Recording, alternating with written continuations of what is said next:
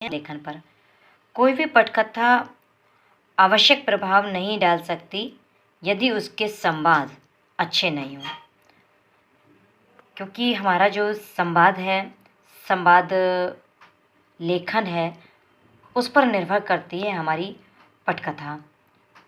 उदाहरण के लिए यदि देखा जाए तो हिंदी जगत में विगत दिनों में, कुछ दिनों में 2 फिल्में आई थीं, डॉन और शोले।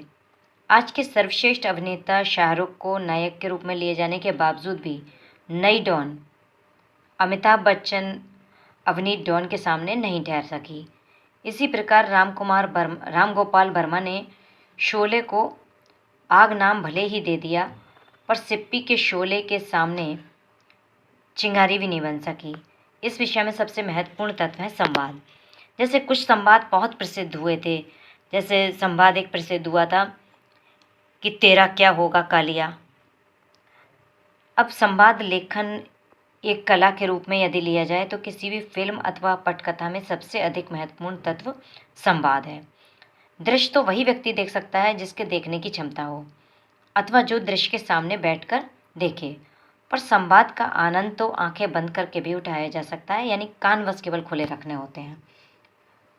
वर्षों पूर्व शोले फिल्म की जो अभी जिक्र किया था, तो उसका संवाद गली गली में सुने जा सकते थे। जैसे कितने आदमी थे, सरदार 3, फिर था जो डर गया सो मर गया, कितने देशों की पुलिस पीछे पड़ी है पर डॉन को पकड़ना मुमकिन नहीं, जब खिड़की दरवाजे खुले रहेंगे तो चोर घुसेंगे ही।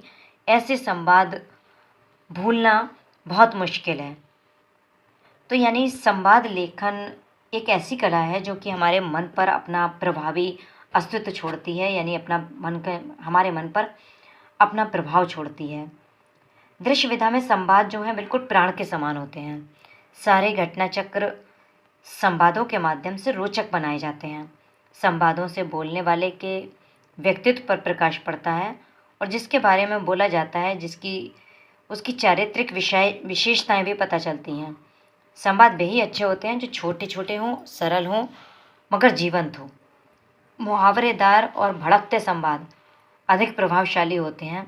संवादों की सार्थकता इस बात पर भी निर्भर होती है कि बोलने की भाव भंगिमा और आवाज़ कैसी है। कई ऐसी फिल्मों में भी संवाद बोले गए हैं जिनमें अभिनय नहीं है।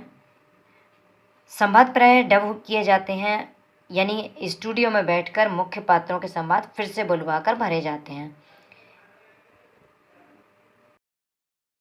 देख सकते हैं कुछ फिल्मों के नाम हैं कि इनमें जो जो संवाद बोले गए थे और प्रसिद्ध रहे, तो इसका मतलब है कि संवाद लेखन अपना एक प्रभावी अस्तित्व जो है बनाकर चलते हैं और हमारे मानस पटल पर बहुत अच्छी तरह से अंकित हो जाते हैं। जैसे कुछ उदाहरण मैं आपको दिखा रही हूँ कि उदाहरण प्रेम चोपड़ा के द्वारा बोले गए 2 संवाद अमर हो गए। जैसे प्रेम नाम है मेरा, प्रेम चोपड़ा। फिल्म बॉबी में एक डायलॉग प्रसिद्ध हुआ था कि मैं वो बला हूँ जो शीशे से पत्थर को तोड़ती हूँ। अब संवाद को दृश्य विधा का प्राण कहा जाए तो ये गलत नहीं होगा, क्योंकि पटकथा के संवादों का महत्व देखकर ही अब संवाद लेखन आजीविका का प्रमुख साधन भी बन गया है। तो इस तरह से संवाद लेखन आप लोगों ने पढ़ा। आशा है आप लोगों को अच्छा लगा होगा और समझ में आया होगा। तो यदि समझ में आया है तो मेरे चैनल को सब्सक्राइब अवश्य कर दीजिएगा, जिससे कि नई नई अपडेट आप लोगों तक पहुँच